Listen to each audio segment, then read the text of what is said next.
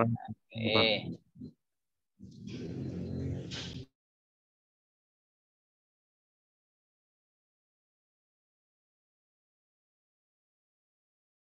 Oke. Ya, kita melanjutkan materi kita. Sebelumnya kita telah disampaikan oleh Bapak Adelhard tentang konsep kestabilan. Nah, sekarang kita masuk pada materi menganalisis kestabilan dan kesalahan dari suatu sistem kendali.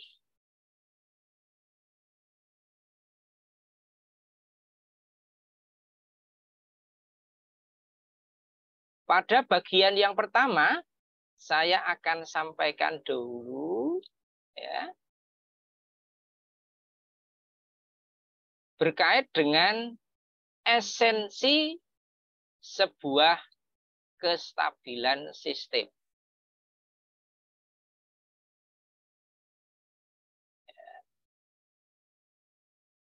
Esensi sebuah kestabilan sistem. Kalau ada satu saja semua pol suatu sistem berada di bagian kanan bidang S, atau yang disebut dengan right half plane, atau nanti biasa disebut dengan RHP. Maka sistem tersebut tidak stabil.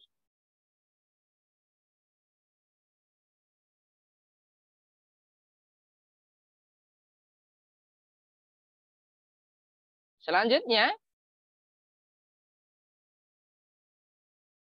oleh karena itu, di dalam bahasa matematis, di dalam teori kestabilan ini ya, Sang Pencipta, Sang Maha Pencipta, cukup memerintahkan agar para pol itu tidak pernah masuk ke bidang S bagian kanan untuk menciptakan suatu sistem itu stabil. Sehingga kalau kita gambarkan di sini, ya, sumbu mendatar, sumbu X, itu adalah sumbu real atau nyata, sementara sumbu Y adalah sumbu imajiner. Sehingga sekali lagi, tadi cukup Yang Maha Kuasa itu menjadikan pol ini ya, ini tidak berada di sebelah kanan ini, yang diarsir hitam ini. Ini right half plane. Jika ada satu saja, kaidahnya ya, kalau ada satu saja pol itu berada di right half plane, maka sistem tidak stabil. Sehingga Yang Maha Kuasa, Yang Maha Pencipta cukup pol-pol itu hanya berada di sebelah kiri. Ya, nanti pol ya, tulis bisa di sini, bisa di sini, bisa di sini, dan seterusnya. Yang penting tidak atau berada di sebelah kiri imajiner. Ini sebelah kiri, ya, kiri. Ini ya. Sebelah kiri ya. Sebelah kiri. Sementara di sini sebelah kanan. Maka selama ini berada di sebelah kiri, maka sistem itu adalah stabil, sistem yang stabil. Ini kaidah ini perlu kita pahami agar kita nanti ke depannya bisa mengenali, bisa memahami, sehingga kita bisa mengaplikasikan. Oke ya, sudah beres ya. Nah, sekarang saya hapus dulu. Oke. Berikutnya, kestabilan sistem.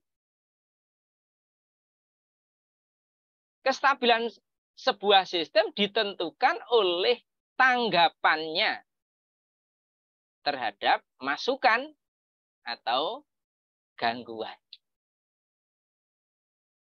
Jadi, suatu sistem itu baru bisa dikatakan stabil atau tidak, maka kita lihat tanggapannya, outputnya. Tanggapannya ini yang akan menentukan.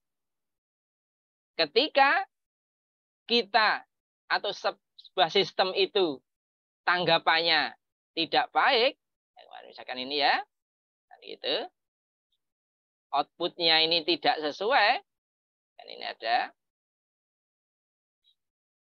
ini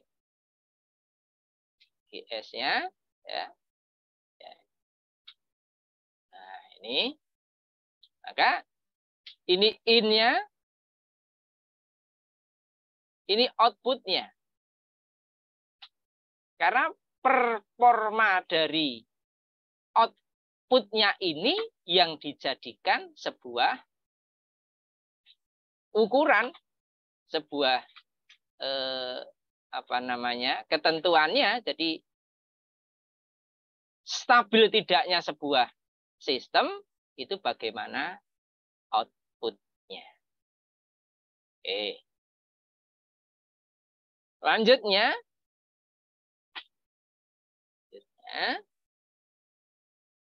secara naluriah, sistem yang stabil adalah sistem yang tetap dalam keadaan diam apabila tidak dirangsang oleh sumber luar